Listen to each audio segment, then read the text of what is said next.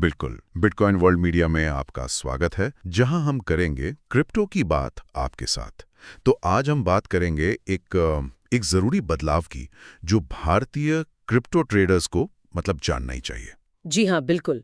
ये जो हाल ही में हुआ है अक्टूबर 2025 में, भारत सरकार की फाइनेंशियल इंटेलिजेंस यूनिट मतलब FIUIND ने हाँ। चैंगली समेत कई विदेशी क्रिप्टो एक्सचेंज पर कार्यवाही की है। हाँ, और इसका कारण बताया गया कि ये एक्सचेंज भारत के जो मनी लॉन्ड्रिंग रोकने वाले नियम हैं, PMLA जिसे कहते हैं, prevention of money laundering act. हाँ PMLA, उसका पालन नहीं कर रहे थे। सही। और ये नियम असल में इसीलिए हैं ताकि पैसों के लेन देन में थोड़ी पारदर्शिता रहे, मनी लॉन्ड्रिंग रुके। तो जब इन कंपनियों ने मतलब यहाँ रजिस्टर करने और नियम मानने में आनाकानी की, हाँ, कोताही बरती। हाँ, तो सरकार ने एक्शन लिया और नतीजा ये हुआ कि चैंगली जैसी बड़ी जानी-मानी एक्सचेंज भी अब भारत में उपलब्ध नहीं है। बिल्कुल, उनकी वेबसाइट, ऐप सब ब्लॉक कर दिए गए हैं।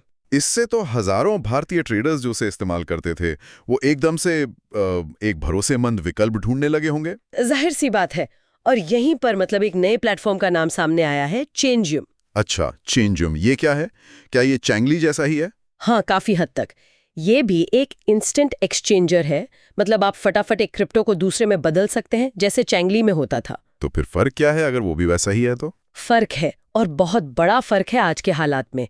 पहला तो ये कि चेंजियम भारत में ब्लॉक नहीं है। आप इसे आराम से बिना किसी VPN के इस्तेमाल कर सकते हैं। ओके, ये तो जरूरी बात है।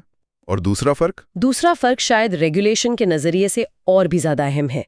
चेंजियम में कोई KYC मतलब पहचान की पुष्टि की जरूरत नहीं पड़ती। ओह, कोई KYC नहीं? जी नहीं। और ये नॉन कस्टोडियल है। नॉन कस्टोडियल मतलब? आसान भाषा में मतलब ये आपके क्रिप्टो को अपने पास नहीं रखता। जब आप एक्सचेंज करते हैं तो कॉइन सीधे आपके वॉलेट से जाते हैं और नए कॉइन सीधे आपके दिए हुए वॉलेट एड्रेस पर आते हैं। एक्सचेंज का कंट्रोल नहीं होता आपके फंड्स पर। अच्छा, तो कंट्रोल यूजर के पास ही रहता है? ये तो मतलब सेफ हुआ एक तरह से, है ना? फंड्स एक्सचेंज के पास नहीं जाते। हाँ, सुरक्षा के लिहाज से ये एक प्लस पॉइंट माना जाता है, लेकिन KYC ना होने वाली बात वो थोड़ी पेचीदा है। कैसे? देखिए, यूजर को तो प्राइवेसी मिल जाती है, लेकिन रेगुलेटर्स जैसे FIUIND वो इसी बात को लेकर चिंतित रहते हैं कि बिना KYC वाले प्लेटफॉर्म्स का गलत इस्तेमाल जैसे मनी लॉन्ड्रिंग के लिए हो सकता है। हाँ, ये बात तो है। PMLA कानून का मकसद यही है। बिल्कुल। तो चेंजियम का जो मॉडल है कि वो फंड्स नहीं रखते, अकाउंट नहीं बनवाते, इसकी वजह से वो फिलहाल PMLA के उन नियमों के दायरे से बच जाते हैं जिनके तहत चेंजली पर एक्शन हुआ। अच्छा, ये कानूनी बारीकी है मतलब? हाँ, एक तरह से। लेकिन भविष्य में नियम बदल भी सकते हैं, ये हमें ध्यान रखना होगा। ठीक है। और चेंजियम की क्या खास बातें हैं? आपने कहा इंस्टेंट है। जी हाँ, एक्सचेंज आमतौर पर 5 से 30 मिनट में पूरा हो जाता है। काफी तेज है। और कॉइन्स वगैरह कितने हैं? 200 से ज्यादा क्रिप्टो कॉइन्स उपलब्ध है। इसमें आपके पॉपुलर वाले जैसे बिटकॉइन, इथेरियम, USDT, मैटिक सब शामिल हैं। फीस भी काफी कम है, सिर्फ 0.25% हर ट्रांजैक्शन पर, और ये 24/7 चलता है। और इस्तेमाल करना मुश्किल तो नहीं? नहीं नहीं, बहुत आसान है। बस आपको कॉइन चुनना है, कितनी मात्रा बदलनी है वो बताना है, अपना रिसीविंग वॉलेट एड्रेस देना है और एक्सचेंज कर देना है। कोई लंबा चौड़ा रजिस्ट्रेशन या वेरिफिकेशन का चक्कर नहीं। तो मतलब संक्षेप में चेंजली ब्लॉक था क्योंकि वो कस्टोडियल था और PMLA का पालन नहीं कर रहा था। सही।